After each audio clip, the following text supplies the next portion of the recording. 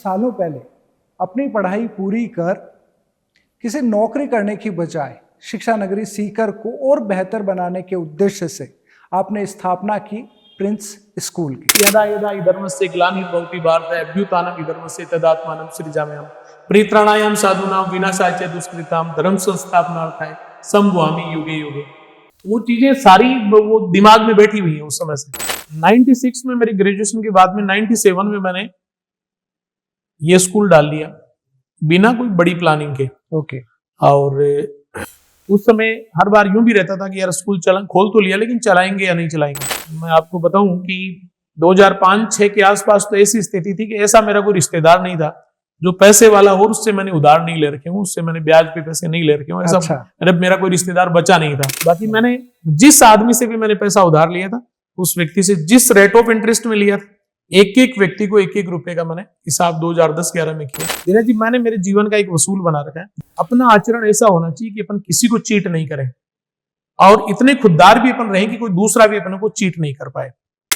मुझे एक वाकया याद है, 2005-6 के आसपास था। मैं अपने एक रिश्तेदार के साथ आपके प्रिंस कैंपस में था, हिंदी मीडियम में। ठीक है। और हम क्लासेस चल रही थी और हम ऐसे ही मतलब शायद इधर से उधर हो रहे थे और आपने कहा कि ये घूमने की जगह नहीं है। नमस्कार, आज हम बात करने वाले हैं सीकर की एक ऐसी खास लीजेंडरी शख्सियत से जिन्होंने बहुत कम उम्र में सीकर को बहुत कुछ दिया है। इंसान अपने लिए तो हमेशा ही करता है, अपने परिवार के लिए भी करता है, लेकिन एक इंसान ने हजारों परिवारों की जिंदगी को बदलने का काम किया है। ना सिर्फ शिक्षा नगरी सीकर में एजुकेशन के माध्यम से ये परिवर्तन हुआ है, बल्कि एजुकेशन का इतना बड़ा एम्पायर बनाया है कि जिसकी वजह से हजारों परिवार डायरेक्ट और इनडायरेक्ट रूप से अपना जीवन बेहतर बना रहे हैं। ज़्यादा परिचय की ज़रूरत नहीं है आज के हमारे इंटरव्यू के खास मेहमान को, लेकिन फिर भी मैं बताना चाहूँगा कि सालों पहले अपनी पढ़ाई पूरी कर किसी नौकरी करने की बजाय शिक्षा नगरी सीकर को और बेहतर बनाने के उद्देश्य से आपने स्थापना की प्रिंस स्कूल की। और आज जो प्रिंस स्कूल का स्वरूप हम देख सकते हैं, मैं ये मानता हूँ और दावे के साथ कह सकता हूँ कि पूरे उत्तर भारत में ही नहीं बल्कि संपूर्ण भारत में शायद ही कोई व्यक्ति ऐसा हो जिसने प्रिंस एजुकेशन हब के बारे में नहीं सुना हो। तो आइए स्वागत करते हैं प्रिंस एजुकेशन हब के फाउंडर डायरेक्टर जोगिंदर जी सुंडा सर का। सर बहुत बहुत स्वागत आप। बहुत बहुत धन्यवाद। आज आप हमारा इंटरव्यू ले रहे हो। वैसे इंटरव्यू वाला जो काम है वो ज़्यादा मेरे से जो छोटा डॉक्टर पीयूष है उसके जिम्मे ही रहता है। मेरे से आप लोग मुखातिब बहुत कम होते हो, लेकिन मुझे बहुत अच्छा लग रहा है कि आज आप मेरा इंटरव्यू लेने आए हो। सर आपका भी बहुत धन्यवाद, आपने अपने कीमती समय में से हमें समय दिया उसके। प्रिंस एजुकेशन हब को हम लंबे समय से देख रहे हैं और हम ये भी देख रहे हैं कि इस ग्रुप ने लगातार लेकिन एक कंसिस्टेंट ग्रोथ की है। अलग अलग फील्ड्स में आप गए, एजुकेशन सेगमेंट में आप स्कूल, कॉलेज, एनडीए, सैनिक स्कूल, हर तरह के सेगमेंट में आपने अपनी पहचान बनाई है। आप आज इस मुकाम तक पहुंचे हैं, लेकिन हम थोड़ा फ्लैशबैक से शुरू करना चाहेंगे।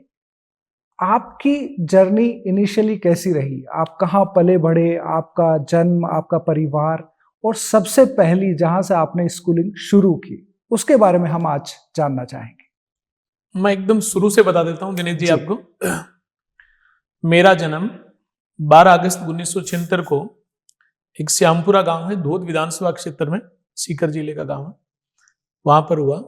मेरे दादाजी का नाम स्वर्गीय श्री जैसाराम जी सुंडा था और दादी जी का नाम श्रीमती मनसी देवी। मेरे माताजी पिताजी गोपाल जी सुंडा और श्रीमती मोहिनी देवी, उनके घर में मेरा जन्म हुआ। मेरा नाम जो जोगेंद्र रखा गया जी, क्योंकि अब आप हर चीज में सवाल नहीं करोगे तो मैं सोच रहा हूँ मैं ही बताता जाऊं जी। उसके पीछे भी एक छोटी सी बात थी। अच्छा। मेरे पिताजी आर्मी में थे, तो वहाँ सिख रेजिमेंट के साथ थे, उनकी प्लाटून का रहना था, पंजाब में पोस्टिंग थी। तो वहाँ उनके जो 2-3 ऑफिसर्स थे, जेसीओज थे, उनमें से एक का नाम सरदार जोगेंद्र सिंह था। अच्छा। पिताजी को अच्छा लगा कि यार अच्छी कदकाठी का है, अच्छे रूल रेगुलेशन वाला आदमी है, तो अपने घर में बेटे का जन्म हुआ है, उसका नाम भी जोगेंद्र सिंह रख लेते हैं।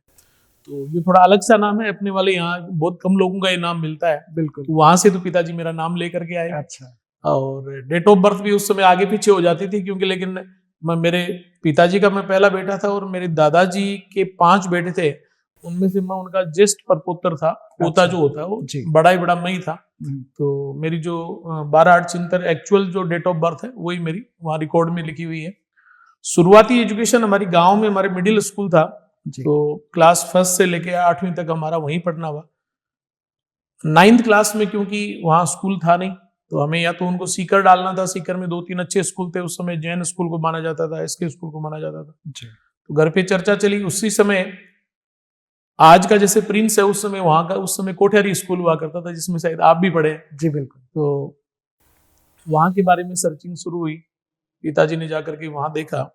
मेरा 9th में एडमिशन कराना था, तो छोटे वाले पीयूष ने भी जिद कर ली कि मैं भी, जब भैया को आप वहां डाल रहे हैं तो मैं भी उसी स्कूल में जाऊंगा। वो वहां 6th में चला गया, मैं 9th में चला गया। ठीक है। मैंने वहाँ 9, 10th, 11th, 12th 4 साल में पढ़ा, और मैं ये मानता हूँ कि मेरे जीवन का वो टर्निंग पॉइंट था। उस 4 साल में मुझे बहुत कुछ सीखने को मिला। पीयूष वहाँ 10th क्लास तक पढ़ा, फिर 11th 12th में क्योंकि वहाँ साइंस नहीं थी तो वो यहाँ सीकर की एसके स्कूल में आ गया। हम यहाँ आने के बाद में मेरी कॉलेज जो है 12th के बाद में वो एसके कॉलेज से हुई, यहीं से मैंने पोस्ट ग्रेजुएशन की। 96 में मेरी ग्रेजुएशन के बाद में 97 में मैंने ये स्कूल डाल लिया बिना कोई बड़ी प्लानिंग के। ओके।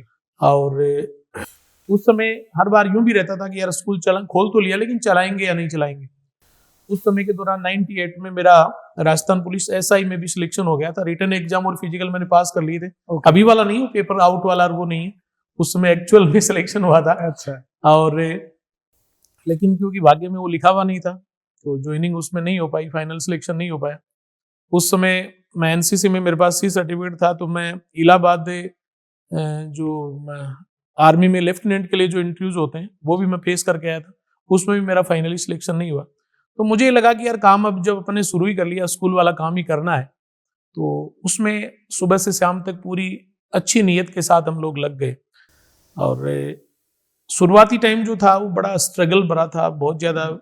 सबसे बड़ी, देखो कोई भी बिजनेस आप शुरू करो, सबसे बड़ी प्रॉब्लम आदमी के साथ आती है तो फाइनेंस की आती है। बिल्कुल। किसी भी सिस्टम को ग्रो करने में, कुछ भी आप इंफ्रा अगर डेवलप करते हो तो उसके लिए आपको पैसे की जरूरत होती है, और वो जब आपके पास नहीं होता है तो आपकी कोई अच्छी प्लानिंग बन नहीं पाती। तो शुरुआती जो 10-12 साल थे वो बड़े फाइनेंस के मामले में बड़े मुसीबतों से भरे हुए थे। मैं आपको बताऊं कि 2005-6 के आसपास तो ऐसी स्थिति थी कि ऐसा मेरा कोई रिश्तेदार नहीं था जो पैसे वाला हो, उससे मैंने उधार नहीं ले रखे हूँ, उससे मैंने ब्याज पे पैसे नहीं ले रखे हूँ। ऐसा अच्छा। मेरा कोई रिश्तेदार बचा नहीं था। और फिर 2008 में जब उससे पहले पीयूष का 1998 में SMS मेडिकल कॉलेज में MBBS के लिए सिलेक्शन हो गया था। फिर उसकी वहां से MBBS पूरी हो गई, फिर उसकी बीकानेर से PG पूरी हो गई। उसके बाद में 2008 में यहाँ के गवर्नमेंट हॉस्पिटल में उसकी पोस्टिंग हो गई। तो वो मैंने उसको कहा भी काम देख एक ही होगा, अब अगर तेरे को वो नौकरी करनी है तो मैं इस स्कूल वाले काम को, उस समय मेरे पास 700-800 बच्चे हो चुके थे। अच्छा। इस काम को इतना ही रख लेते हैं, और अगर आपको इसमें साथ लगना है तो अपन स्कोर बढ़ा लेते हैं। तो उसने वो नौकरी अपनी छोड़ दी और मेरे साथ लग गया। ठीक है। आज की स्थिति आप देख ही रहे हैं।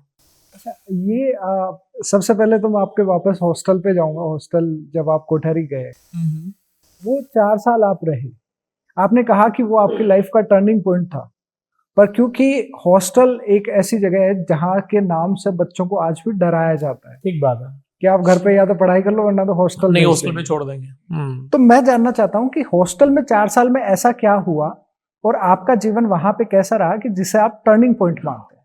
देखो यूं है कि जब घर से किसी भी परिस्थिति में बच्चा रहे, घर से जब अलग जाता है तो उसको अगर कंफर्ट जोन में होता है तो भी उसको बहुत अलग लगता है, बहुत डिफरेंट लगता है, बहुत वो अवसाद जैसी स्थिति उसके साथ हो जाती है जी। लेकिन वहां के जो उस समय का मैनेजमेंट था, हमारे बसंत जी जोशी गुरु जी थे, आपकी ताऊ जी जगदीश जी शास्त्री थे, रघुनाथ जी स्वामी, नथमल जी शर्मा, इन लोगों का जो वहां मैनेजमेंट था ऑल ओवर यूं लगता था कि यार ये लोग एक गुरुकुल सिस्टम में रह करके और अपन को पढ़ाना चाह रहे हैं, बिल्कुल। और घर वाले अपन को यहाँ रखना चाह रहे हैं। घर वालों का तो प्रेशर समझ लो, वो रखना चाह रहे हैं तो अपन को यहाँ रहना तो पड़ेगा, यूं माइंड सेट हो गया वो जी। और फिर अपन कंपैरिजन करते हैं आज की तुलना में, अभावग्रस्त टाइम तो बहुत था। जैसे उस समय मुझे याद है कि दोपहर के खाने में सब्जी और रोटी दो ही चीज वहां उस मेस में मिलती थी, जी। शाम के समय दाल और रोटी दो ही चीज मिलती थी।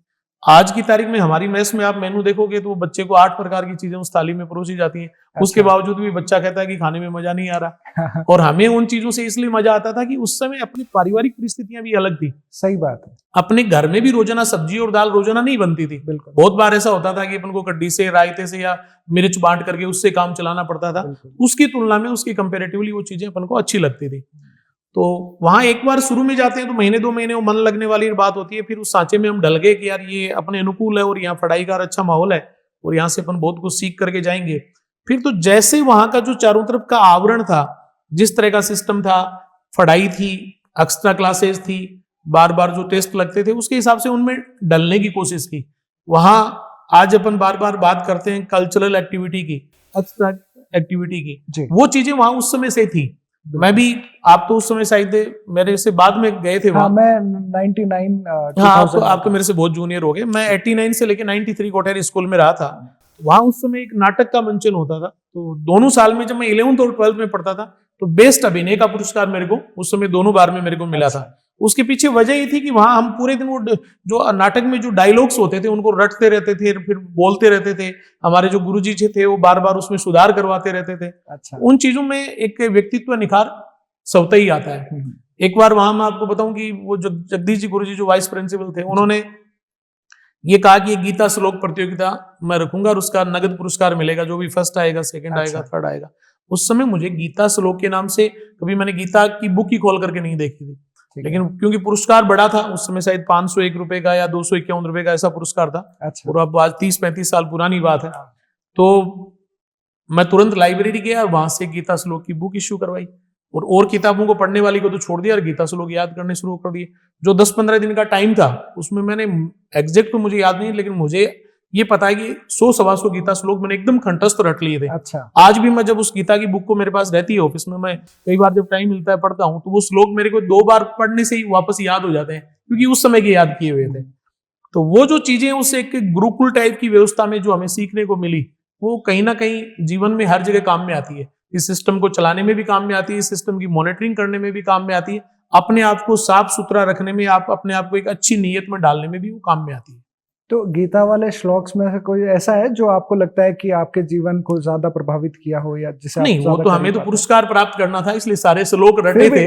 रटे तो आपने, लेकिन आज भी याद है, यदा यदा धर्मस्य ग्लानिर्भवति भारत अभ्युत्थानम् धर्मस्य तदात्मानं सृजाम्यहम् परित्राणाय साधूनां विनाशाय च दुष्कृतां धर्म संस्थापनार्थाय संभवामि युगे युगे। तो वो चीजें सारी वो दिमाग में बैठी हुई है उस समय से।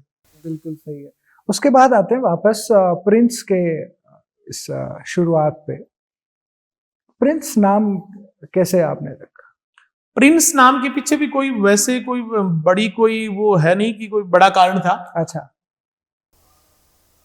कॉलेज की फाइनल ईयर में 96 में एनसीसी का कैंप था, पैराग्लाइडिंग का हमारा कैंप था, उसमें रॉक क्लाइंबिंग और पैराग्लाइडिंग का माउंट आबू। तो वहाँ कॉलेज में, गवर्नमेंट कॉलेज से हम सब लोग ग्रुप में गए हुए थे। तो वहाँ हमारे के जो माउंटेनियर थे मगन बिस्सा नाम से, वो और उनकी पत्नी वो डिफेंस से रिटायर्ड मेजर थे, तो वो हमें वो सिखाते थे। उनका कोई एनजीओ था जिसका गवर्नमेंट से टाई अप था। उनका एक छोटा सा बच्चा था 3 साल का, वो हमारे साथ उन चट्टानों पे, उन पहाड़ियों में घूमता रहता था और उसको कोई रिस्क नहीं थी, कोई डर नहीं था ना। उसके पेरेंट्स उसकी कोई केयर करते थे कि भाई कहीं गिर जाएगा। और वो कहीं गिरा भी नहीं था जब तक हम 6-7 दिन वहां उस कैंप में रहे।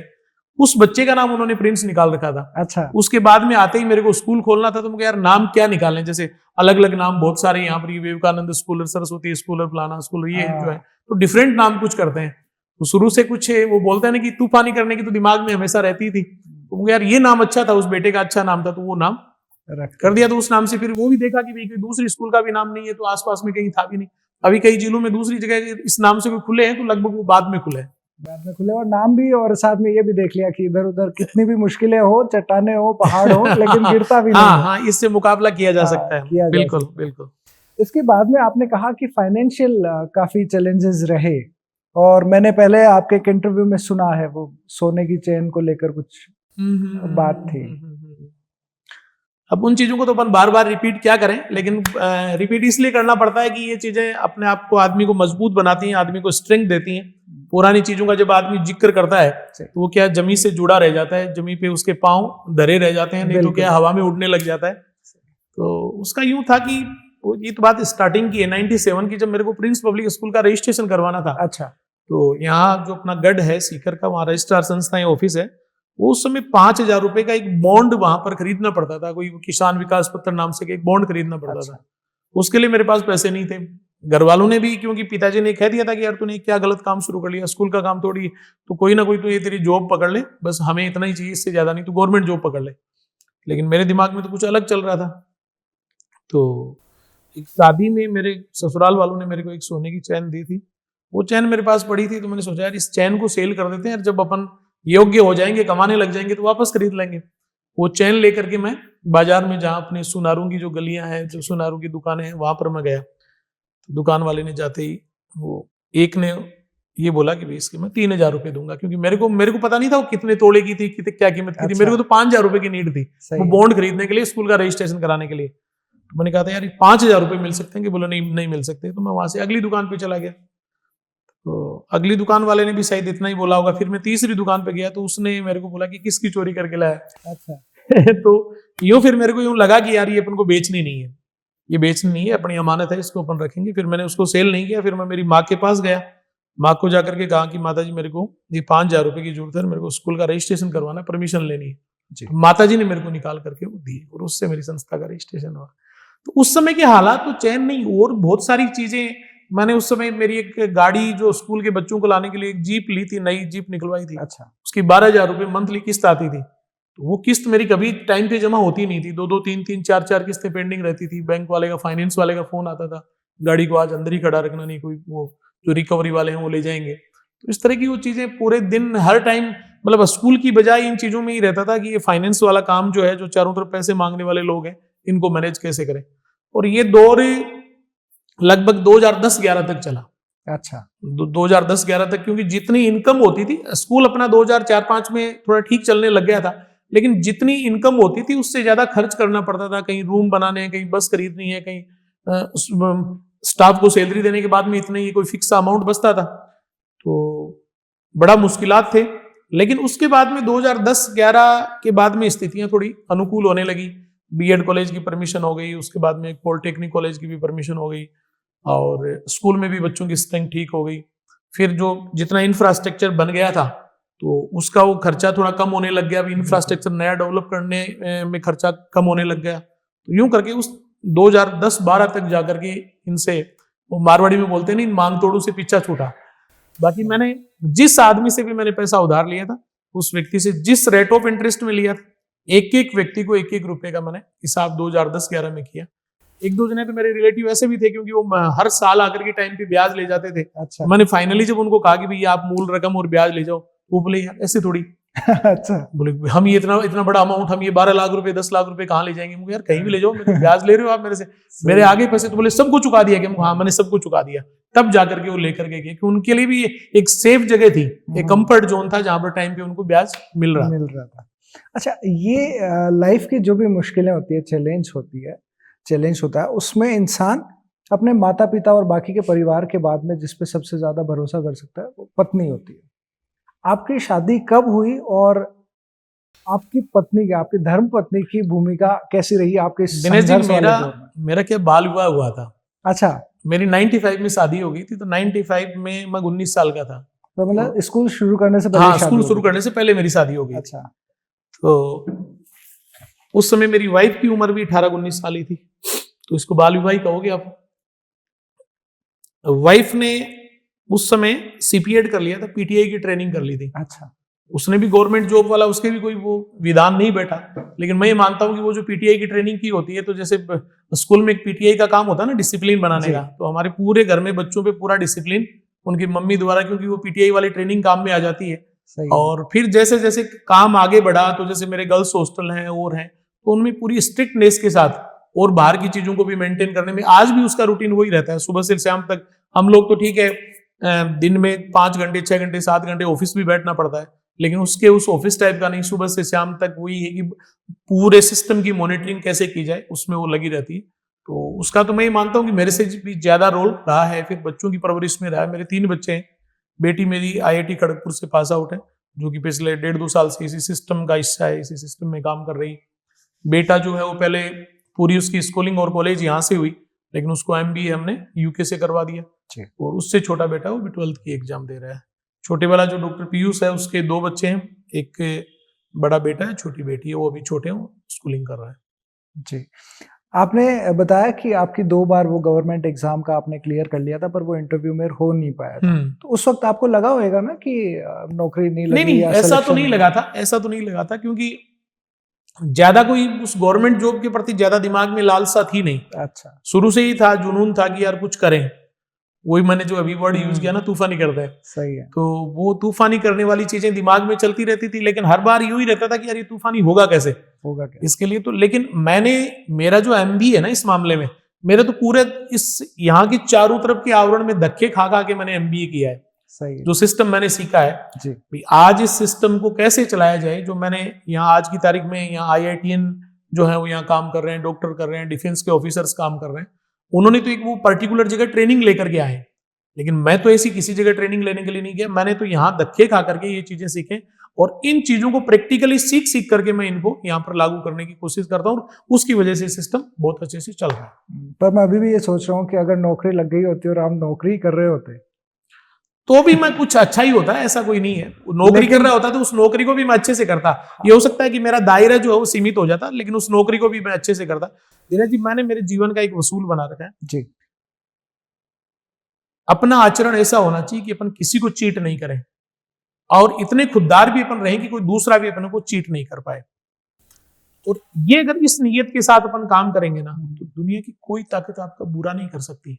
मैंने मेरे एक छोटा सा कर्मचारी, यहाँ का लोकल का नहीं, मान लो बिहार का है, मेरे यहाँ मैस में काम करने वाले जितने भी हैं, शुरू से लेकर के अब तक बिहारी हैं, जो लगभग 300 से 350 लोग काम करते हैं। अच्छा, जो मैस में काम करते हैं, बहुत दूर के हैं।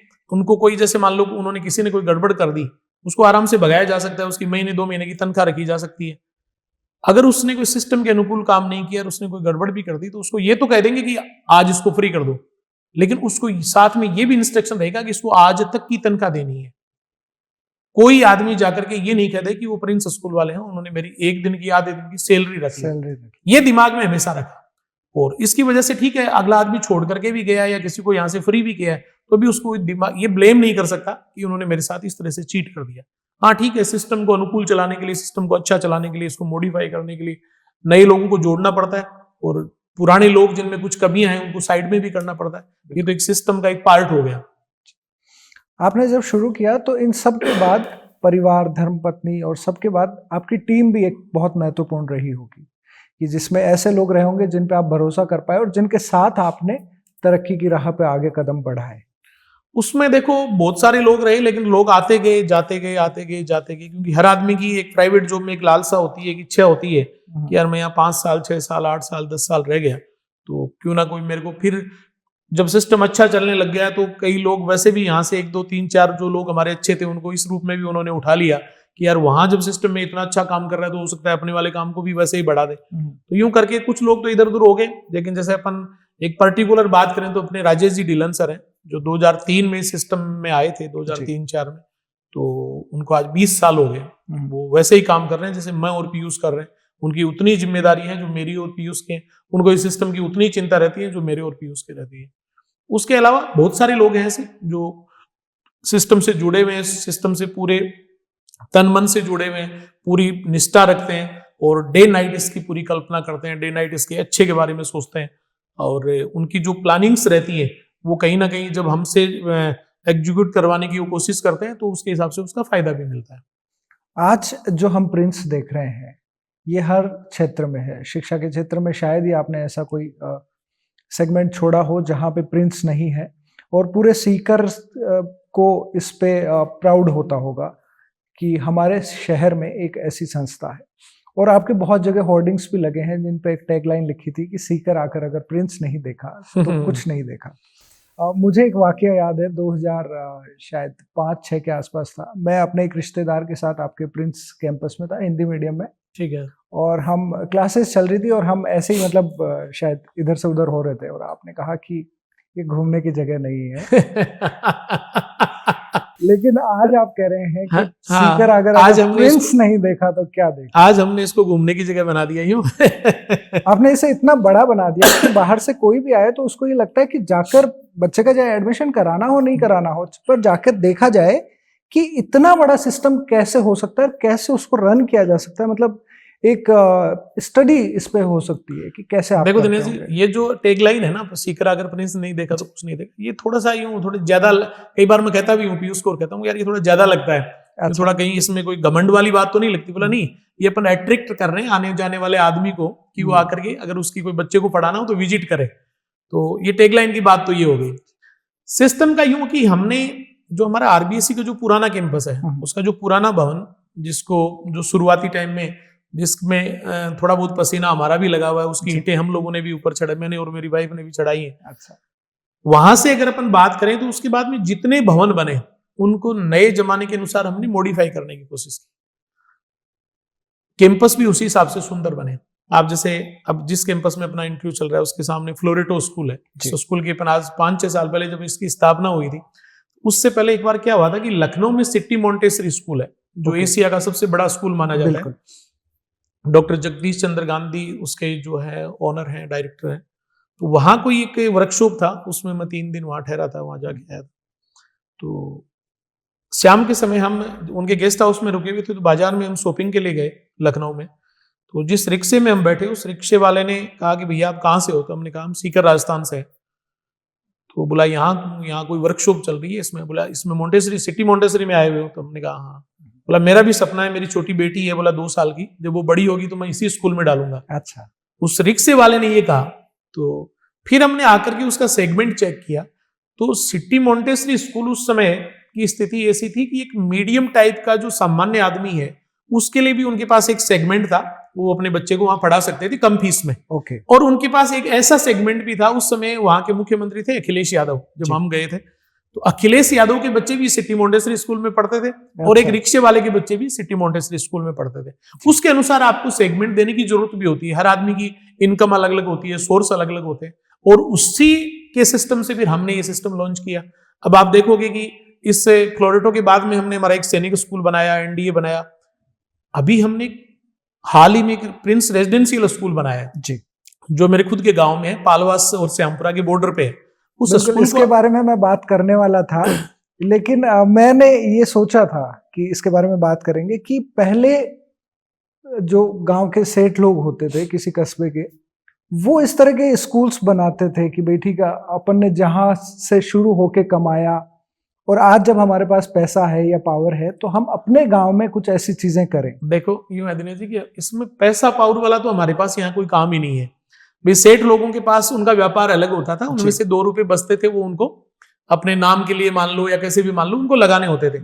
हमारे यहाँ तो ये कि संस्था है, स्कूल है, इसमें जो 2 रुपए बच गए उनको अपन को इस सिस्टम को ग्रो करने में लगाना है जी। तो नेचुरल सी बात है, वो कहते हैं ना, पेट जो होता है वो पैरों की तरफ ही झुकता है। तो नेचुरल सी बात है कि भाई दूसरी साइडों में जाकर के अपने गांव, उसकी बजाय तो अपने गांव की तरफ मुंह करें जी। तो मेरे गांव में एक बड़ी जमीन अपन ने इस पर्पज के लिए ली थी। इस समय उसमें 2200 बच्चे प्रिंस रेजिडेंशियल कैंपस में हमने शिफ्ट कर दिए लगभग 6-7 महीने पहले। अभी उसके ऑफिस वगैरह सारा इनॉग्रेशन हो गया। उस कैंपस में जैसे एक सीबीएसई स्कूल के कैंपस में ग्राउंड्स होते हैं, वैसे हर गेम के ग्राउंड बने हुए, स्विमिंग पूल उसमें बना हुआ है, ऑफिस, लाइब्रेरी, लैब, ये सारी चीजें जब आप देखोगे तो देखते रह जाओगे। ये चीजें हमने चारों तरफ से सीख करके इन चीजों को और कैसे मॉडिफाई किया जा सकता है। हाँ ठीक है, आज की तारीख में स्थितियां ये हैं कि भी 2 रुपए संस्था में भी ठीक आ रहे हैं, कहीं कमी रहती है तो बैंक भी इजी लोन दे देता है। बिल्कुल, बैंक वाला किस्सा भी मैं आपको बता दूं, जिस समय जब सारे रिश्तेदारों से मैंने ले रखा था लोन, उस समय बैंक के पास भी हम जाते थे लोन लेने के लिए, तो वो भी कहते थे पुरानी बैलेंस शीट लाओ और आपका वो ट्रैक रिकॉर्ड लाओ और वो लाओ। अब बैलेंस शीट कुछ होती नहीं थी, ट्रैक रिकॉर्ड कुछ होता ही नहीं था जी। हमारे पास तो लिस्ट होती थी, वो जो रिश्तेदारों के वो जो पैसे मांगते थे उनकी लिस्ट होती थी, उसके अलावा कुछ होता नहीं था। जबकि स्थितियां उसके बाद में जो बदली, अब आज स्थिति ऐसी है कि हर बैंक ये चाहता है कि प्रिंस जो संस्था वो अपन से जुड़े। फंडिंग अपन से कराए, उनकी जो सैलरी अकाउंट है वो अपन से हो, उनके जो गेटवेज हैं वो अपन से हो। ये हर बैंक चाहता है। और पहले मैं उन बैंक वालों के पास 2-2 घंटे बैठता था, फिर भी वो मेरी बात सुनते नहीं थे। अच्छा। आज वो मिलने के लिए मेरे से समय जब मांगते हैं तो पहले मैं उनका जो असिस्टेंट होता है वो कहते हैं कि मेरे भाई राजस्थान हेड आ रहे हैं, मेरे नॉर्थ के हेड आ रहे हैं, तो मैं उनको कहता हूँ कि भैया बुला तो ले, लेकिन मैं 5 मिनट से ज्यादा समय नहीं दूंगा। 5 मिनट में जो आपकी बात है वो पूरी रखनी होगी। तो अगला भी इस मेंटलिटी से आता है कि भाई अपन को आधे घंटे बैठ करके गोसिप नहीं करनी, अपन को अपनी बात जा करके वो रखनी है। तो इन चीजों में बड़ा आनंद आता है। और ये जो सेटअप जो हमने अलग अलग बनाए, उसके पीछे भी रीजन ये था कि जब अपन सारा काम सही कर रहे हैं तो इसमें कोई ये नहीं हो कि घोच पोच हो जाए। भाई वहां एनडीए वाला बच्चा रह रहे हैं, वहां एज ए सोल्जर डिफेंस की तैयारी करने वाला बच्चा भी उसी में अपन घुसा देंगे, उसी में स्कूलिंग वाला बच्चे को घुसा देंगे, उसी में अपन उसके बगल में दूसरे रूम में अपन आईआईटी नीट वाले को घुसा देंगे, तो वो उस बच्चे के साथ न्याय नहीं होता फिर। सही है। तो हमने हर सेगमेंट के लिए अलग अलग कैंपस बनाए, हर सेगमेंट के लिए अलग अलग इंचार्ज बनाए, हर सेगमेंट के लिए अलग अलग फैकल्टी रखी, और उसी का नतीजा है कि चाहे कोई सा भी रिजल्ट आए, न्यूज़पेपर हो, चाहे सोशल मीडिया हो, चाहे आप जैसे शुभ चिंतक हो, सब यही चाहते हैं कि प्रिंस का रिजल्ट क्या रहा। और हर रिजल्ट में हम हर बार बेस्ट देने की कोशिश करते हैं। वो जैसे सीकर में जब 2003, 4, 5 से जब ये दौर शुरू हुआ स्कूलिंग का, कोचिंग का, आईआईटी नीट के अलावा इसका एनडी का, डिफेंस का, तो ये मानो कि जो 2 बैट्समैन होते हैं तो दूसरा बैट्समैन बार बार चेंज होता है, लेकिन एक छोर पे लगातार बैटिंग है वो प्रिंस के द्वारा कंटिन्यू जारी है। और कोशिश रहेगी कि इसको अपन अनवरत जारी रखने की, जब तक कहते हैं ना शरीर में जान है तब तक इसको सही तरीके से रखने की पूरी कोशिश करेंगे। बहुत बेहतर। मैं चाहता हूं कि आप हमारे व्यूअर्स को बताएं कि अपने किस किस बोर्ड में कौन कौन सा सेगमेंट और कहां कहां पे प्रिंस का पहुंच है। राजस्थान बोर्ड के सीकर में अपने 4 स्कूल चल रहे हैं, सीबीएसई बोर्ड के सीकर में 5 स्कूल चल रहे हैं, 2 डिग्री कॉलेज चल रहे हैं। आईआईटी नीट के लिए अपन ने 3 जगह अलग अलग विंग बना दी। पालवास रोड पे पहले से अपनी एक विंग थी, एक फिर 4 साल पहले पिपराली रोड पे खोल दिया, और उसके अलावा अपन ने एक ये जिस कैंपस में अपन आज बैठे हैं, देखा होगा आपने कि उन दोनों की तुलना में इसको अपन ने कितना भव्य बनाया, कितना सुव्यवस्थित बनाया, इसको अपन ने बहुत अच्छे से इसको बना दिया। और इनके अलावा फिर अपन ने एक एनडीए का जो सेगमेंट था, एनडीए कैंपस है, उसको अपन ने पहले डिफेंस शुरू किया था, जिसमें as a soldier navy, air force में, आर्मी में भर्ती करवाने के लिए अपन ने किया था। फिर एनडीए वाले काम में अपन लगभग 5-6 साल पहले आए, और आप ताज्जुब करोगे जी, बड़े बड़े जो सैनिक स्कूल हैं गवर्नमेंट द्वारा अप्रूव्ड, जो चित्तौड़गढ़ सैनिक स्कूल, बड़े बड़े सैनिक स्कूल हैं, उनमें एक साल में इतने सिलेक्शन नहीं होते जितने आपके प्रिंस एनडीए एकेडमी ने सिलेक्शन करवाए। इस साल हमारे 30 बच्चे 30 फाइनली एसएसबी रिकमेंड हुए जो प्रिंस एनडीए से निकले हुए। उसके पीछे वजह ये है कि सारे सिस्टम के लिए वहां सेना के रिटायर्ड ब्रिगेडियर साहब उसकी मॉनिटरिंग करते हैं, रिटायर्ड कर्नल वहां मॉनिटरिंग करते हैं, और 5-6 कर्नल ऐसे हैं जो बार बार टाइम टू टाइम आकर के बच्चों के एसएसबी के इंटरव्यूज की तैयारी करवाते हैं। और उनके उस सिस्टम के लिए चाहे पढ़ाई हो, चाहे उनके गेम्स हो, चाहे उनकी प्रॉपर मॉनिटरिंग हो, बहुत बड़े शानदार अच्छे ग्राउंड उनके लिए बने हुए हैं। उसकी वजह से वो अच्छा रिजल्ट दे पाते हैं। और हर कैंपस हमारा पहले वाले कैंपस से बेहतर होता है, जैसा कि आप देख करके फील कर रहे हो। बिल्कुल।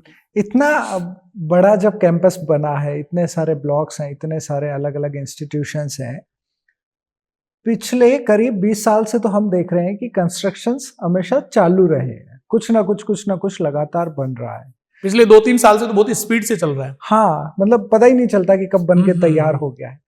तो इन सब के बारे में भी अब आपको तो बहुत समझ हो गई होगी, पत्थर सरिये से लेके बनाने। वो कहते हैं ना किसी काम में जब मजा आने लग जाए ना आदमी को, तो फिर क्या होता है, वो जुनून की हद तक चला जाता है।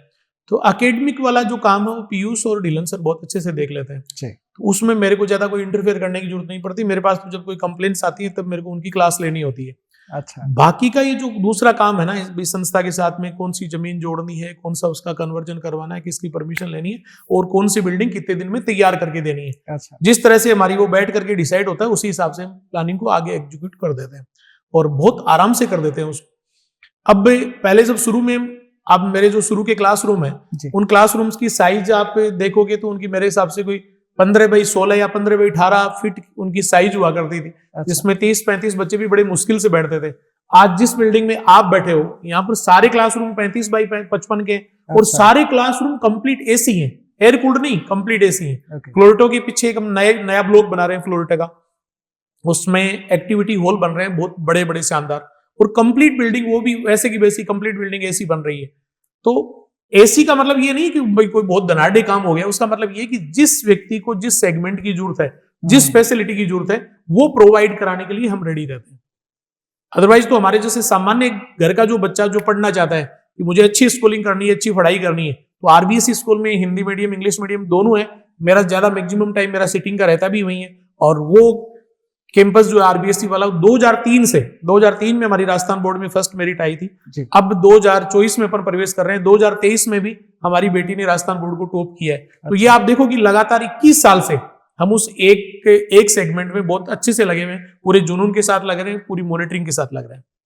अच्छा, ये नेता लोग जब भी कहीं जाते हैं ना, तो ये बताते हैं कि हमने क्या किया क्या नहीं किया। तो पिछले चुनाव में मैंने भी देखा कि अलग अलग जगहों पे नेता बता रहे थे कि हमारे क्षेत्र में हमने स्कूलों में इतने कमरे बना दिए, हमने इतने कमरे बना दिए, और वो 200-400 कमरे भी होते थे तो वो बड़ा प्राउड फील करते थे। आपके पूरे कैंपस में कितने कक्षा कक्ष होंगे? ये सवाल अगर आप मेरे को पहले बता देते तो मैं काउंटिंग करके आता, ये तो मैं नहीं बता सकता। लेकिन आप इससे आइडिया लगा सकते हो कि यहाँ इस साल 13,000 प्लस बच्चे बोर्डिंग में रह रहे थे जो ये सेशन गया उसमें। तो एक कमरे में 3 या 4 बच्चे रहते हैं, कुछ में 2 भी रहते हैं, 2, 3, 4 का ये एवरेज रहता है। तो ये मान लो कि लगभग बोर्डिंग के 5-6 हजार रूम तो बोर्डिंग के होंगे, तभी उनमें 13,000 बच्चे रह पाते हैं। 35,000 बच्चे पूरे सिस्टम में पढ़ते हैं। तो एक क्लास में 25, 30, 35, 40 या जो अपनी कोचिंग की क्लास होती है उसमें थोड़ी सी संख्या ज्यादा हो जाती है, तो उसी के अनुरूप अपन को संख्या निकालनी पड़ती है। बाकी उसकी काउंटिंग वाला काम तो क्या है, उसकी प्रॉपर आप 10 मिनट 20 मिनट दो तभी निकल पाती है। हजारों की संख्या है, हाँ, हजारों की संख्या में हो गया। हाँ, ये मेरे को जरूर ध्यान है जी कि कौन से बिल्डिंग के क्लासरूम किस साइज के हैं, क्योंकि वो प्लान सारा वो मैंने बनाया है या मैंने आर्किटेक्ट से बनवाया है। तो मेरे को जहां लगा कि यार इन कमरों को थोड़ा छोटा करना है, इन कमरों बड़े की गुंजाइश रहती है, इन कमरों को बड़ा करना है, सीढ़ियां बड़ी करनी है, बरामदा बड़ा करना है, ये जो टॉयलेट्स हैं वो हर फ्लोर पे अलग अलग गर्ल्स बॉयज के अलग अलग बहुत अच्छे से बनाने हैं, वो तो सारा दिमाग में है, लेकिन टोटल संख्या कितनी है उसके लिए वो मुश्किल है। अच्छा, जैसे आपने अपनी जिंदगी को बदला कि आपने कहाँ से कहाँ तक का सफर आपने तय किया है, आपके स्कूल में बहुत सारे बच्चे आए हैं, पढ़े हैं, गए हैं, नौकरी लगी होगी, उन्होंने अपने काम किए होंगे। कुछ खास बच्चों की कुछ कहानियां आप शेयर कर सकते हैं जिससे जहां पे आपको लगा हो, सुकून महसूस हुआ हो कि इस बच्चे की जिंदगी आज प्रिंस के यहाँ पढ़कर बदली है? बच्चे तो हजारों की संख्या में है जो यहाँ से निकल करके आईआईटी करके अच्छी मल्टीनेशनल कंपनीज में बहुत बड़े पैकेज में वो जॉब कर रहे हैं जी। बहुत अच्छे डॉक्टर्स हैं, बड़े डॉक्टर्स हैं। अपने गुलाबी देवी स्कूल के पास घर है एक, लेकिन 1-2 बच्चों के मैं आपको जिक्र कर देता हूँ। तो गुलाबी देवी स्कूल के पास घर है, जय पुरोहित नाम का एक बेटा है जिसका कंप्लीट स्कूलिंग सब यहीं से हुआ, सिलेक्शन हुआ उसका। वो अभी कार्डियो में उसने एमडी भी कर लिया, तो उसकी वाइफ भी डॉक्टर है। वो बच्चा जब यहाँ पढ़ता था तो उसके पिताजी हैं पुरोहित जी, वो मेरे बहुत अच्छे मित्र भी हैं, उम्र में बड़े हैं लेकिन बहुत अच्छे मित्र हैं। तो वो जब बच्चा पढ़ता था तो मुंह खोल करके बैठता था क्लास में, यूं करके पढ़ता था। तो टीचर्स और हर बार क्लास में टॉप आता था, तो हमने उस पर और ज्यादा फोकस करना शुरू किया। तो टीचर ये कहते थे, मैंने कहा यार ये पढ़ाई घर, बोले सर ये घर पे तो इसके पेरेंट्स से पूछ लिया, घर पे तो जाके पढ़ाई नहीं करता, ये क्लास में ही जो कुछ पढ़ाया जाता है उसको गिट जाता है। अच्छा, यार ये अलग कंसेप्ट है। बोला सर ये हर टाइम मुंह खुला रखता है और जो कुछ पढ़ाया जाता है उसको गिट जाता है। और तो ये भी अपने आप में एक कला होती है कि आदमी चाहे किसी भी हालात में रहे, लेकिन अगर अच्छे से उसको कंसंट्रेट होकर के अगर सुन रहा है तो वो चीजें आपके काम में आती हैं और आप अपना सिलेक्शन में सफल हो जाते हो। गरीब तबके के बच्चे के हिसाब से अपन बात करें, रतन देवासी नाम का बिलाड़ा जोधपुर का बच्चा है। अच्छा, जो कि वो अपने आप में खुद, मैं ये नहीं कह रहा कि मैंने उसकी कोई बड़ी मदद कर दी, वो खुद ही अपने आप में एक कहानी है, बड़ी एक स्टोरी हो। अच्छा, कभी आपको कोई उधर जाओ तो उसको कवर करना जरूर। वो बहुत ही एक सामान्य घर से, मतलब ये मानो कि उसके पिताजी जो हैं वो भेड़ें चराते थे, माँ उसके जब छोटा था तभी एक्सपायर हो गई थी। अच्छा। छोटे भाई बहन थे, उनका जिम्मा भी उसी के पास था, उनकी परवरिश का जिम्मा। उसके जो स्कूल के सर थे वहां के वैष्णव जी, उन्होंने 8वीं के बाद में उसको 9th में मेरे यहाँ भेज दिया था। 9th, 10th, 11th, 12th 4 साल उस बच्चे ने, मैंने उसको फ्री ऑफ कॉस्ट पढ़ाया। इवन की उसकी कपड़े, कॉपी किताब, पेन पेंसिल सब कुछ, तेल साबुन सब कुछ हम ही उसको देते थे जी। वो बच्चा 12th यहाँ से अच्छे नंबरों से करके गया। यद्यपि प्रैक्टिकल में नंबर कम आने की वजह से वो मेरिट में स्थान नहीं बना पाया था, लेकिन अच्छे नंबर से वो करके गया। उसके बाद में उसकी 2-3 जॉब लग गई, डाक ऑफिस में लग गई, फिर वो उसमें रोडवेज में इंस्पेक्टर बन गया। लेकिन उसका जुनून देखो कि ऐसी स्थितियों परिस्थितियों के बावजूद वो आरएस वाली एग्जाम में लगातार रहा। अच्छा। और ये जो 2018-19 वाला बैच था उसमें वो आरपीएस बन गया। ओके। राजस्थान पुलिस में आरपीएस बन गया। अभी थोड़े दिन पहले तक उस बच्चे की जो पोस्टिंग थी वो जालोर थी। अभी जो लिस्ट आई है उसमें उसका पाली ट्रांसफर हुआ है, पाली में वो आरपीएस है। तो एक ऐसे घर का बच्चा जिसके घर पे इतने ज्यादा सारी चीजों के ही अभाव थे, मतलब कुछ था ही नहीं, और वो अपने जिद और जुनून से वहां तक पहुंच जाता है। तो उससे जब भी वो हर होली दिवाली बात करता है और कोई छोटी बड़ी बात होती है तो बात करता है। उसके परिवार के हर टाइम एक आध बच्चा भी यहाँ पढ़ता रहता है। अच्छा। तो उसलिए भी वो बात करता रहता है। तो बड़ा सुकून मिलता है जब वो बात करता है तो, कि यार देख किन परिस्थितियों से लड़ करके और ये कहां तक पहुंच गया। एक डीएसपी बनना और ऐसे हालातों से निकल करके बनना वो अपने आप में। बाकी तो यहाँ से निकले हुए बच्चे आईएएस भी हैं, आईपीएस हैं। कृष्ण विश्नोई नाम का एक दोरीमन्ना बाड़मेर का बच्चा है। अच्छा। वो यहीं पढ़ा हुआ है। वो अभी थोड़े दिन पहले तक गोरखपुर में एसपी था। ओके। तो यूपी कैडर में आईपीएस है वो। बहुत सारे बच्चे हैं जो यहाँ से निकले और अच्छी अच्छी जॉब में लगे। आप के परिवार में आपके पिताजी आर्मी में थे तो डिसिप्लिन रहा, फिर आप हॉस्टल गए तो भी डिसिप्लिन रहा, फिर आपने बताया आपकी वाइफ ने भी डिसिप्लिन मेंटेन किया। पर ये एक आम धारणा है कि जब इतना पैसा होता है, सब संसाधन होते हैं, सारी चीजें होती है, तो उस परिवार में जो बच्चे जन्म लेते हैं तो वो सिल्वर स्पून के साथ पैदा होते हैं। आपके भी 3 बच्चे हैं, डॉक्टर साहब के 2 बच्चे हैं। उनके बारे में मैं जानना चाहता हूँ कि क्या आपने जो स्ट्रगल किया और आपने जो फेस किया, आपने जिस तरीके से जीवन को देखा, उसका असर आप उनके ऊपर पड़ने देते हैं, या मतलब कि ठीक है पैसा है? पहली बात तो ये है दिनेश जी की जो आप कह रहे हो ना इतना पैसा है नहीं। पहली अच्छा। बात तो ये है। ओके। जो कुछ संस्था में आया बट गया, जो बचा उसकी नेक्स्ट जो भी प्रोजेक्ट है उसमें लग गया। ओके। पैसा कुछ नहीं रहता। ठीक है ना, क्योंकि जब यहाँ से सैलरी जाती है तो करोड़ों में जाती है। जो यहाँ के खर्चे होते हैं तो करोड़ों में होते हैं, तो उसमें चला जाता है। तो कभी बच्चों को यह एहसास नहीं होता कि अपने घर में पैसा भी है, और एक्चुअल में है भी नहीं। अब दूसरी बात यह है कि उसका तो महिमा मंडन अगर बच्चों के सामने किसी चीज का होता है कि भाई अपने पास इस तरह से दौलत पड़ी है, तभी उस चीज का इम्पैक्ट आता है। जब आपकी रूटीन अगर सुबह से 5 बजे से लेकर के रात को 11-12 बजे तक आप अगर पूरे उस काम में खफे रहते हो, पजे रहते हो, तो बच्चों को भी लगता है कि यार मम्मी पापा अंकल सब जब इतना काम कर रहे हैं तो अपना भी दायित्व बनता है। मैं मेरे बच्चों की बात करूं, बेटी है तो उसको 2 साल हो गए, उसकी भी वही ड्यूटी है, चाहे संडे हो चाहे दूसरे वर्किंग डे हो, हर दिन वो सुबह 7-8 बजे तैयार हो जाना। जो उसको जिम्मेदारियां दे रखी हैं, उनको कोई ये नहीं कि उसको कोई बड़ी चेयर दे रखी है। अच्छा। उसको अंडर ट्रेनिंग, हम तो अब बच्चे कई बार कहते हैं कि पापा अंडर ट्रेनिंग कब तक रखोगे? वो यार जब तक हम सही सलामत है तब तक आप अंडर ट्रेनिंग ही रखेंगे आपको। तो उनको कोई ना कोई काम जो हमने दे रखा है, बेटा है तो उसको एनडीए कैंपस का मैंने जो काम दे रखा है, तो सुबह से शाम तक वो काम करना ही पड़ेगा। अगर वो टाइमली, जैसे मान लो उसकी इच्छा हो जाती है दोपहर में थोड़ा रेस्ट करना है या शाम को जल्दी रेस्ट करना है, तो वो कोई छुप के कोई रेस्ट कर ले तो बात अलग है, अदरवाइज वो मुमकिन नहीं है। अच्छा। क्योंकि वो सिस्टम जो आप डर्रा जो इस समय डाल दोगे वही उनके जीवन भर काम में आएगा। अब माना कि क्योंकि नई जनरेशन है, जो धक्के हमने खाए हैं, जो पेचीदगियां इस सिस्टम की हमने देखी हैं, जो हालातों का हमने सामना किया है, वो इन बच्चों ने नहीं किया। लेकिन फिर भी जो जितना चल रहा है उनसे तो कम से कम इनको इस तरह से तो इनका को तैयार करें कि इनका मुकाबला कर सकें। कभी कोई छोटी बड़ी बात हो तो भी उसका सामना कर सकें। इतना सा हम चाहते हैं कि उनको तैयार करें। और नो डाउट इनको इतना सा, अब जैसे हम लोगों ने, मैंने कहा ना शुरू में आपको कि मैंने किसी यूनिवर्सिटी से एमबीए नहीं किया, सब कुछ यहीं से सीखा है। इसलिए बहुत सारी चीजें ऐसी होती हैं जो आपको यूनिवर्सिटीज में या आईआईटीज में वहां सीखने को नहीं मिलती, वो जमीन पे आपको धक्के खा करके ही सीखने को मिलती हैं। और वो जब यहाँ पर जो जैसे अपने पहले वाले सीएम साहब कहते थे ना भाई, जो रगड़ाई होती है ना, रगड़ाई से बहुत सारी चीजें सीखने को मिलती है। तो रगड़ाई का दौर वो इन बच्चों का चल रहा है। इनकी जिसकी ठीक सी रगड़ाई हो जाएगी वो इन कामों को ठीक से कर लेगा, जो थोड़ा सा इनसे बचने की कोशिश करेगा उनमें वो निखार नहीं आ पाएगा। सही है।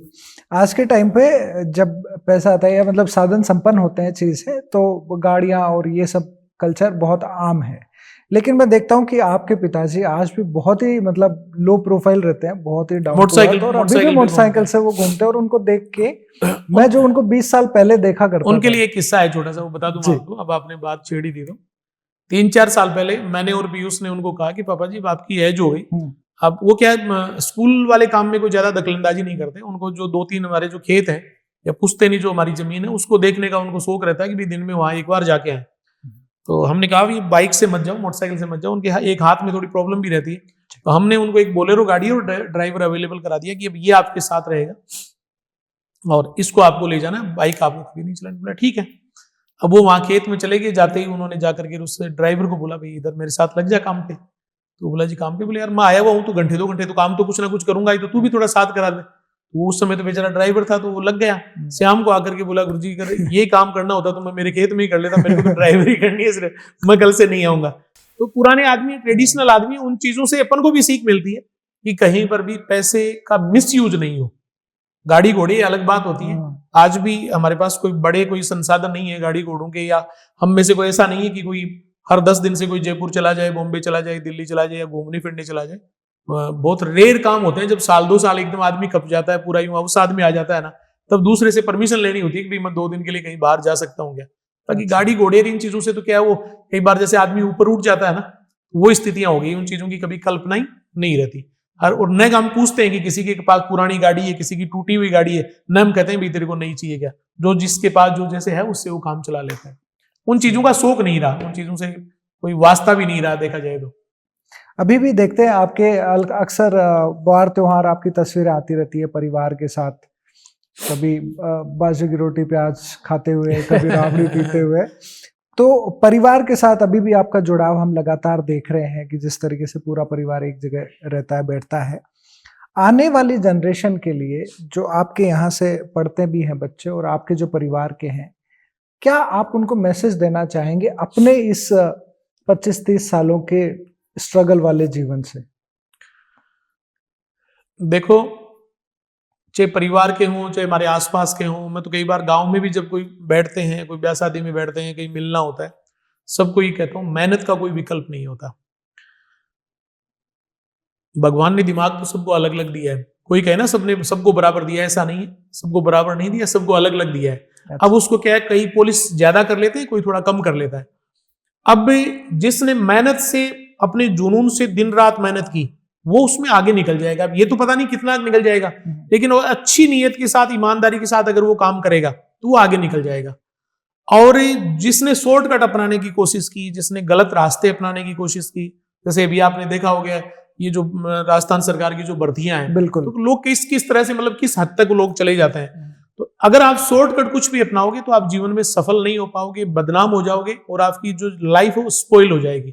और अच्छा रास्ता आप बनाओगे तो यार कहां दिक्कत है।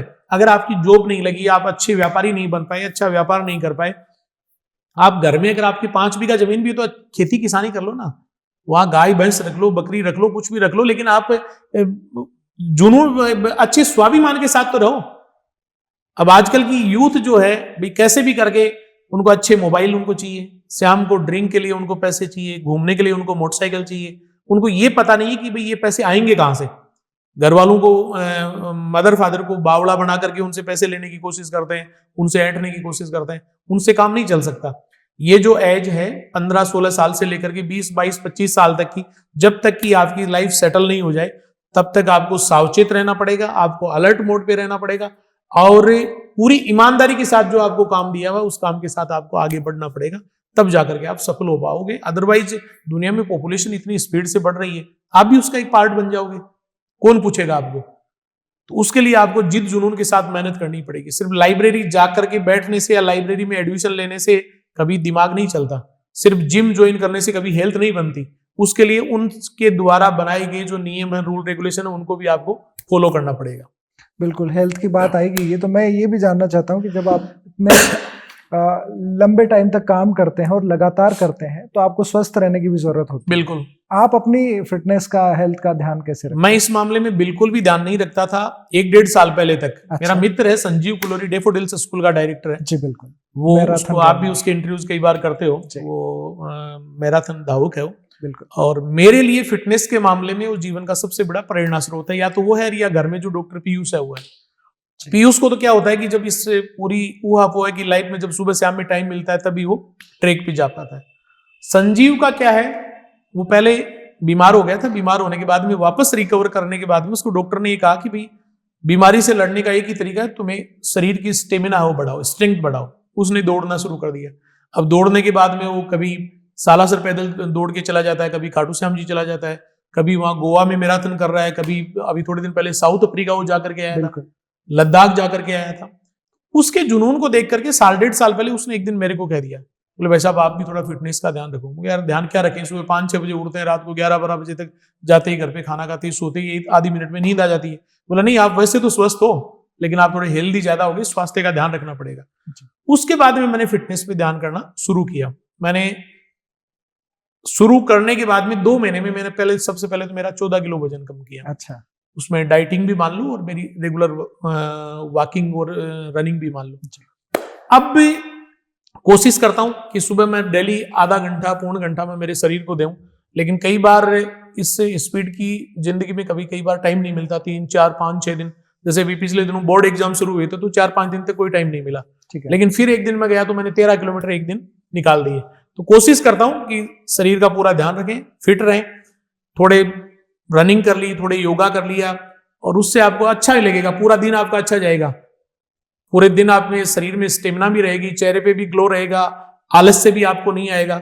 और अदरवाइज तो ठीक है, आप 3 टाइम खाना खाकर ही पूरे टाइम अगर ऑफिस ही बैठे रहोगे तो नेचुरल सी बात है थोड़े दिन बाद में आप अनफिट होने ही हो। सही है। तो मैं तो सभी से इस मामले में यही कहना चाहूंगा कि फिटनेस का बहुत ज्यादा ध्यान रखने की जरूरत है, और जो आफ्टर 30 आफ्टर 35 है उनको तो और ज्यादा ध्यान रखने की जरूरत है। आजकल जैसे जब भी कोई सुनते हैं ना कि भाई रात को सही सोया था और सुबह समाचार मिला एकदम पटक, ठीक है ना, तो वो चीजें, ये जो खान पान और अपन फिजिकल एक्सरसाइज बिल्कुल नहीं करते, इन चीजों का ध्यान नहीं रखते, तब इस तरह की दुर्घटनाएं होने की ज्यादा संभावनाएं होती है। इसलिए फिटनेस का अपन ध्यान रखें, और जो भी आपके शहर में जो अच्छे फिजिकल फिटनेस के जो आइकॉन है उनको फॉलो करने की कोशिश करें कि यार वो अपनी इतनी व्यस्तताओं के बावजूद भी कैसे मतलब इन चीजों को कर पाते हैं। उनको अगर फॉलो करने की कोशिश करोगे तो आप स्वास्थ्य का ध्यान रख लोगे।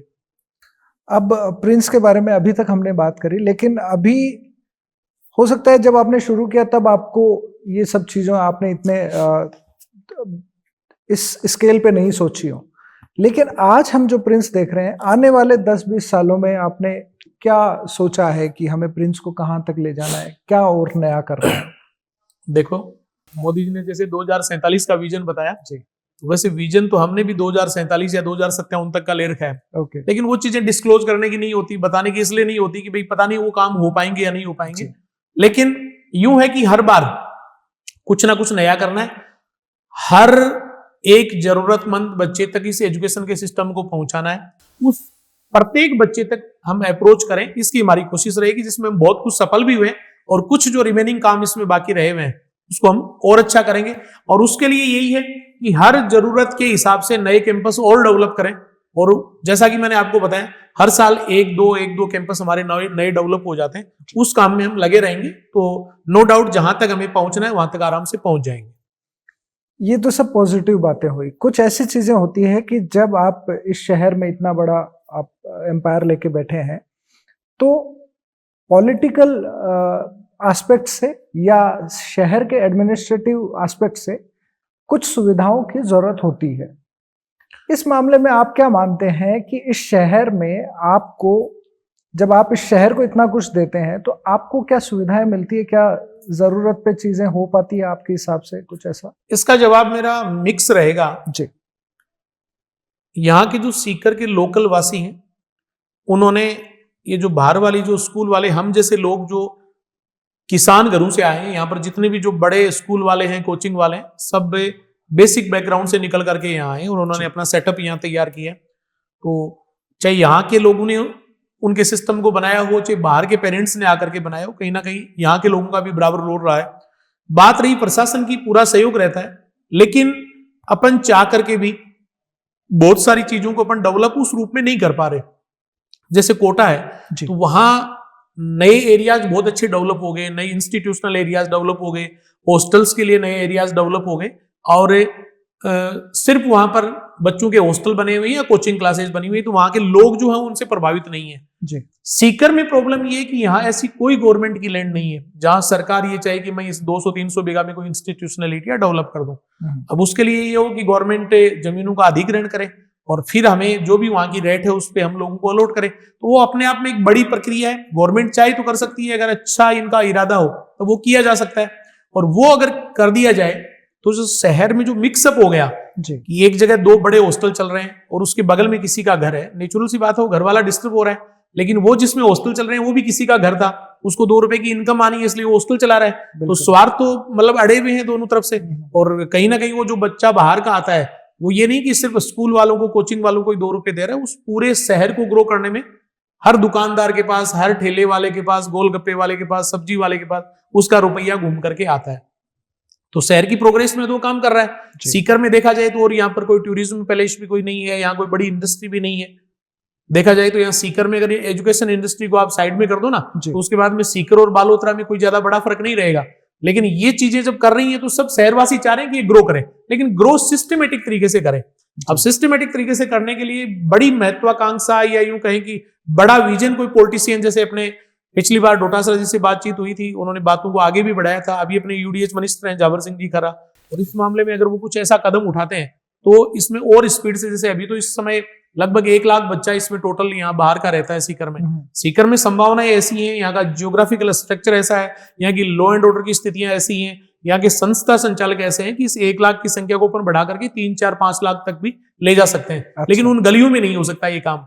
बिल्कुल। उसके लिए हमें इस पालवास रोड पे हमें आगे निकलना पड़ा। जिस कैंपस में आज आप बैठे हो, इस जगह हमारे पास 20 बीघा जमीन है। अब एक तो इस कोचिंग को हम किसी गली में ले जाकर के खड़ा करते हैं, जहां पर सिर्फ 4-5 प्लॉट में एक बना देते 10 मंजिल की वो बिल्डिंग है, उसी में उसका सारा घोच पोच हो जाता। एक हम यहाँ 20 बीघा जमीन में यहाँ हमने ले लिया, तो यहाँ चाहे क्लासरूम हो, चाहे जिम हो, चाहे लाइब्रेरीज हो, चाहे वीडियो लाइब्रेरीज हो, चाहे ग्राउंड हो, बच्चे को एकदम खुला एहसास उसी यहाँ होता है। इस तरह का कुछ ना कुछ ऐसी प्लानिंग अच्छी करनी पड़ेगी। हम चाहेंगे कि प्रशासन भी इन बातों में ध्यान दे और राजनीतिक लोग हैं वो भी इस मामले में ध्यान दें, ताकि सीकर और अच्छा ग्रो करे।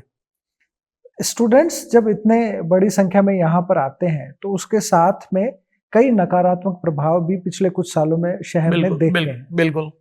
उन चीजों को लेकर आपने कभी एडमिनिस्ट्रेशन को कहा, या मतलब आप अपने यहाँ पे क्या प्रैक्टिस रखते हैं कि जिससे ऐसी नेगेटिविटी से बच्चों को दूर रखा जा सके?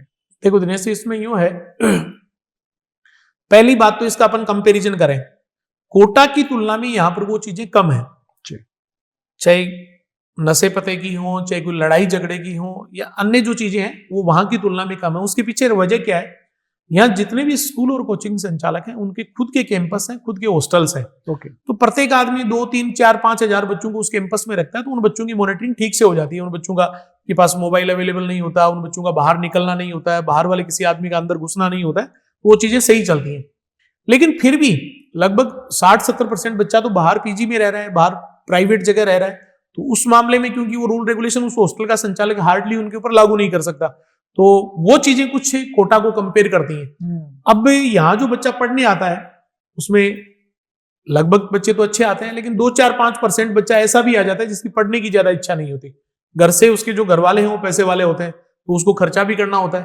तो सीकर की इकोनॉमी के लिए तो बच्चा वो ठीक है, क्योंकि वो दूसरे वाले जो पढ़ने वाले 4 बच्चे जितना खर्चा करते हैं उतना वो अकेला कर रहा है। लेकिन उसके साथ में कुछ विसंगतियां भी वो दे रहा है। उसकी आदत है ड्रिंक करने की, उसकी आदत है स्मोक करने की, उसकी आदत है ये हुक्का बार पे जाने की। वो चीजें उसके लिए हमें प्रशासन से, जैसे पिछली बार 1-2 घटनाएं हुई थी, तो अपन को हम लोग कुंवर राष्ट्रदीप जी उस समय एसपी साहब थे, उनसे मिले थे और उन्होंने ताबड़तोड़ कार्यवाहियां की थी, तो उससे बहुत कुछ अंकुश लगा था ऐसी चीजों पे।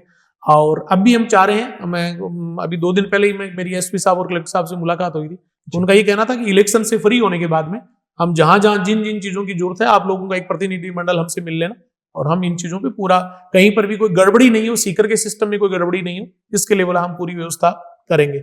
हम लोगों ने खुद ने, जैसे ये हमारा एरिया, क्योंकि पालवास रोड तो सिर्फ ये प्रिंस से रिलेटेड एरिया हो गया, तो 2 साल पहले से हमने एक पुलिस मित्र योजना के तहत हमने जो डिफेंस के हमारे जो एक्स पर्सन है, वो एक्स मैन है, उनको हमने उसमें लगा रखा है, और बहुत संजीदगी से, जैसे पुलिस वाले होते हैं उन्हीं की कंपेरेटिवली उनसे भी बढ़िया तरीके से वो अपनी ड्यूटी करते हैं। और जो भी इस रोड पे कहीं पर भी कोई असामाजिक तत्व टाइप का कोई भी ऐसी गतिविधि उनको कोई नजर आती है जो संदिग्ध होती है, तुरंत उस पर अंकुश लगाने की कोशिश करते हैं या तुरंत संबंधित थाने में उनको इन्फॉर्म करने की कोशिश करते हैं। तो उसकी वजह से इस तरह की चीजों से हम बचे हुए हैं।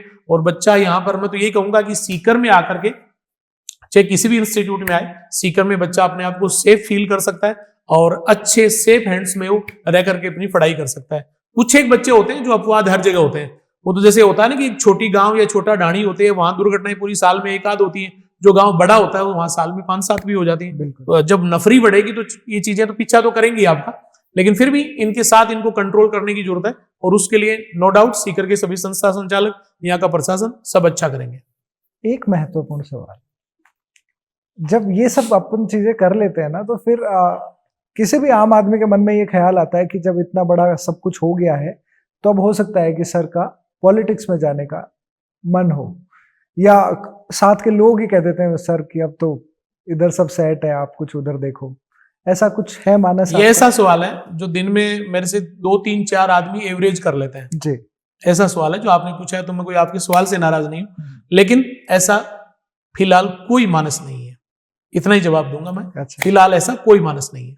ठीक है। अब मैं चाहूंगा कि क्योंकि हम एजुकेशन से जुड़े हुए हैं, पेरेंट्स को और स्टूडेंट्स को आज के टाइम पे जो आप मैसेज देना चाहें कि किस तरीके से वो अच्छा करके अपना, अपने परिवार का, इस राष्ट्र का बेहतर कर सकते हैं, उसके लिए जो आवश्यक मार्गदर्शन है वो आप दें।